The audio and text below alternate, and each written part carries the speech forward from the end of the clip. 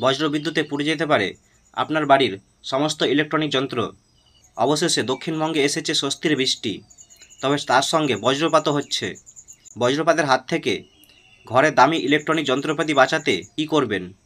বজ্রবিদ্যুতের কারণে ঘরের দামি ইলেকট্রনিক যন্ত্রপাতি নষ্ট হওয়ার আশঙ্কা থাকে। পুরোপুরি নষ্ট না হলেও আংশিক ক্ষতির আশঙ্কা থাকে। বিশেষ করে এসি বা ফ্রিজ ক্ষতিগ্রস্ত হলে অনেক টাকার ব্যাপার। এখন অধিকাংশ বাড়িতে আর্থিং করা থাকে, তবে বজ্রবিদ্যুতের সময় ঘরের ইলেকট্রনিক যন্ত্রপাতিগুলিকে রক্ষা করার ক্ষেত্রে সবসময় আর্থিং কাজ করে না। তাই সবসময় এই ব্যাপারে লক্ষ্য রাখতে হবে, নয়তো বিরাট ক্ষতি হয়ে যেতে পারে। বিদ্যুতের মধ্যে প্রচুর পরিমাণে তড়িৎ শক্তি থাকে, যা ইলেকট্রনিক যন্ত্রপাতি শুধু নষ্ট নয়, পুড়িয়েও দিতে পারে। আবার এটাও সত্যি, বড়সড় ক্ষতি না হলেও অল্প স্বল্প ক্ষতি হতে পারে। সার্কিট ব্রেকারের উপর অনেকেই ভরসা রাখেন, কিন্তু সার্কিট ব্রেকার সবসময় যে কাজ করবে তার কোনো মানে নেই। ইলেকট্রিক যন্ত্রপাতি বাঁচাতে বজ্রবিদ্যুৎ চলাকালীন যন্ত্রপাতির সুইচ অফ করে রেখে দিতে হবে। ছোট বা বড় কোনো যন্ত্রপাতি এই সময় চালানো যাবে না।